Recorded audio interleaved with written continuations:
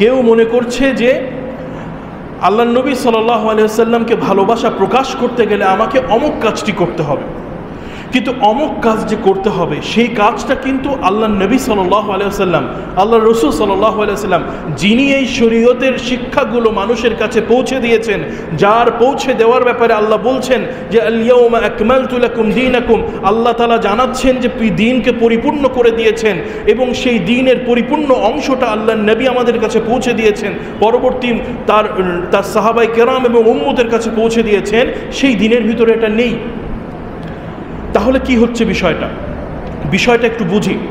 ওই ব্যক্তি যে কাজটা করছেন তিনি হয়তো মনে করছেন যে এইভাবে নবীর প্রতি ভালোবাসা প্রকাশ করলে, কেউ হয়তো প্রকাশ করেছেন যে রাস্তায় সে ঢোল ডগর বাজিয়ে তিনি সঙ্গীত গাচ্ছেন, তিনি মনে করছেন যে এর মাধ্যমে তিনি নবীর প্রতি ভালোবাসা প্রকাশ করার এটা একটা ভালো মাধ্যম বলে সে মনে করছেন।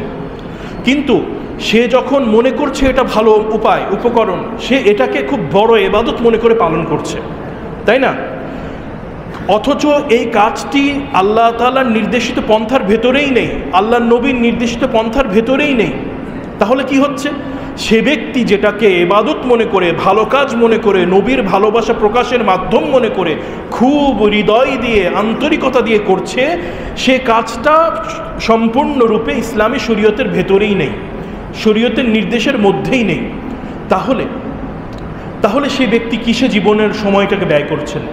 তিনি এমন একটা কাজে সময়টা ব্যয় করছেন যার মাধ্যমে তার ইহজাগতিক এবং পরকালের ইসলামের নির্দেশিত পন্থায় কোনো উপকার পাওয়ার ব্যবস্থা নেই, সেটাকে তিনি দিন মনে করে করছেন।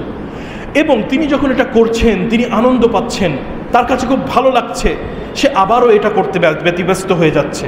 সে যখন এই কাজটা করছে তার কাছে মনে হচ্ছে আমি তো খুব ভালো কাজে ব্যস্ত আছি, আমি তো খুব ইবাদতের কাজে ব্যস্ত আছি। এই কথা যখন তার অনুভব হচ্ছে, সে তখন অন্যান্য যে গুরুত্বপূর্ণ মূল্যবান সুন্নতসম্মত কাজগুলো আছে সেগুলো থেকে সে দূরে সরে থাকছে, সেগুলো সে করছে না। এভাবে করে শরীয়তের আল্লাহ নবী সাল্লাল্লাহু আলাইহি ওয়াসাল্লামের যেই দেওয়া আমলগুলো আছে সেগুলো থেকে মানুষ বিচ্যুত হয়ে যাচ্ছে, দূরে সরে যাচ্ছে। অথচ আল্লাহ নবী সাল্লাল্লাহু আলাইহি ওয়াসাল্লামের প্রতি ভালোবাসা প্রকাশ করতে গেলে কি করতে হবে তা কিন্তু তিনি শিখিয়ে গিয়েছেন। আল্লাহ তাআলা বলে গিয়েছেন। তো আমরা এই উদাহরণ থেকে দেখতে পাচ্ছি যে অনেক মানুষ দিন না বোঝার কারণে, সুন্নত অনুযায়ী না চলার কারণে সে ব্যক্তি এমন কাজে লিপ্ত হয়ে যায়, ব্যস্ত হয়ে যায় যাতে সে উপকার পায় না। এটা একটি উদাহরণ দিলাম। এখন আমরা দেখি যে ওই ব্যক্তি যে এই কাজ করে আনন্দ পাচ্ছেন, যখন কেউ তাকে সেটার ব্যাপারে নিষেধ করছে যে ভাই এটা ভালো কাজ নয় বা এটা সুন্নতসম্মত কাজ নয়, উনি হয়তো বুঝতে পারছেন না, তখন সে আরও রাগ করছেন যে এই ব্যক্তি, আমি একটা আল্লাহ নবীর ভালোবাসা প্রকাশের জন্য এই কাজটা করছি, অথচ সে আমাকে নিষেধ করছে, তো সে কি নবীকে ভালোবাসে না? তার মনে প্রশ্ন জাগছে।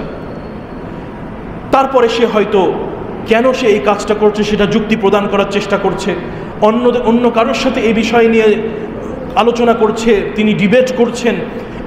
এভাবে তার জীবনের একটা বড় অংশ এমন একটা কাজ নিয়ে ব্যস্ত হয়ে পার হয়ে যাচ্ছে যেটা মূলত রাসূল করিম সাল্লাল্লাহু আলাইহি ওয়াসাল্লামের নির্দেশের কোনো বিষয় নয়। তাহলে কি হলো? এই ব্যক্তি ইসলাম মনে করে এগুলো করছেন, কিন্তু ইসলামের শরীয়ত পালন করলে সে আল্লাহর সাথে যে সম্পর্কটা গড়তে পারার কথা সেটা সে গড়তে পারছেন না। এটা হচ্ছে বেদাতে লিপ্ত থাকার একটা ভয়াবহ খারাপ দিক।